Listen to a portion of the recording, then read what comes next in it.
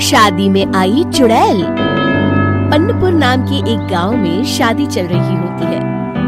वाह, मजा आ गया फूफा जी। शादी में क्या खाना बना है? बाराती तो उंगलियां चाटते रह जाएंगे। हाँ, तुमने सही कहा। पनीर की सब्जी का तो कोई जवाब ही नहीं। दूसरी तरफ पंडित जी फेरों की तैयारी कर रहे होते हैं कि तभी वहाँ एक चुड़ैल आ जाती है।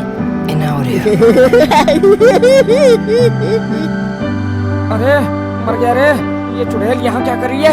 अरे दिवाकर जी, ये आपके कौन से रिश्तेदार हैं? अरे मुझे क्या पता, क्या भाग्यवान, कहीं ये तुम्हारे मायके से तो नहीं आई है?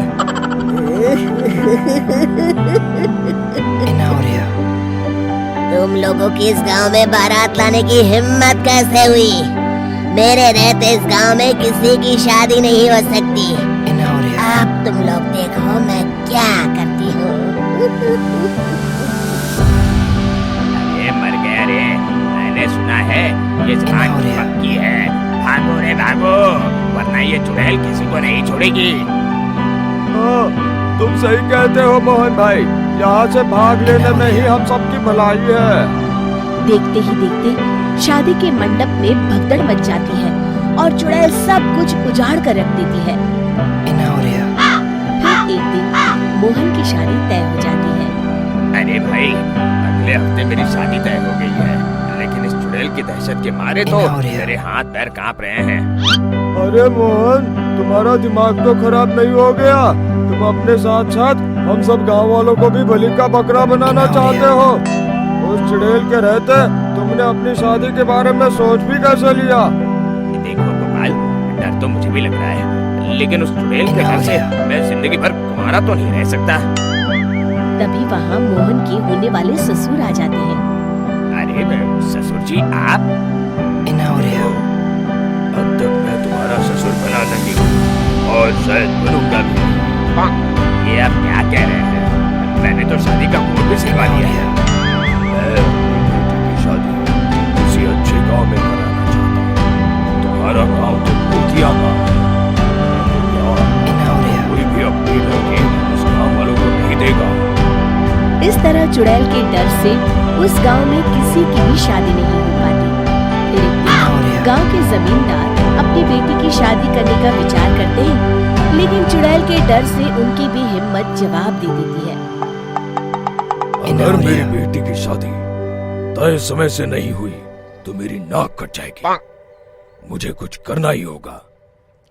एक सलाहकार के कहने पर जमींदार काशी से एक बहुत ही नामी तांत्रिक को अपने घर बुलवाते हैं, जो भूत चुड़ैल को पकड़ने में माहिर माना जाता था। जमींदार साहब, आप चिंता मत करिए। इस गांव की सीमा में प्रवेश करते ही मुझे उस चुड़ैल के बारे में सब पता चल गया था। आप उसे जल्दी से जल्दी कैद कर लीजिए ताकि मैं अपनी बेटी की शादी कर सकूं।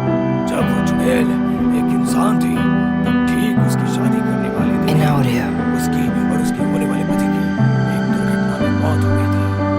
उसका होने वाला पति आज भी भूत बनकर जंगल में भटकता है। इसलिए जब तक चुड़ैल की शादी नहीं हो जाएगी, वो किसी और की भी शादी नहीं होने देगी। ये आप क्या कह रहे हैं? अगर वो भूत भी हमारे गांव में आ गया, तब हमारा क्या होगा? ये आदमी बीच में बहुत बोलता है, इसे बाहर निकालो। उसके बाद तांत्रिक बताते हैं कि अगर उस भूत के साथ चुड़ैल की शादी करा दी जाए तो वो चुड़ैल हमेशा हमेशा के लिए उस गांव को छोड़कर चली जाएगी। जमींदार साहब, आप अपनी बेटी की शादी की तैयारी शुरू कर दीजिए।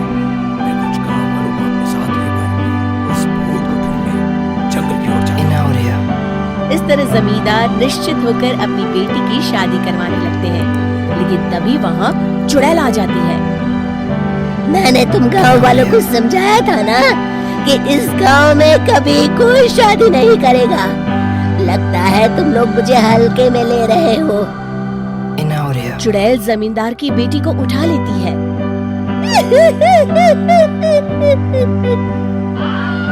अब देखती हूँ बिना दुल्हन के तुम लोग शादी कैसे करोगे। मैं इसे अपने साथ ले जा रही हूँ।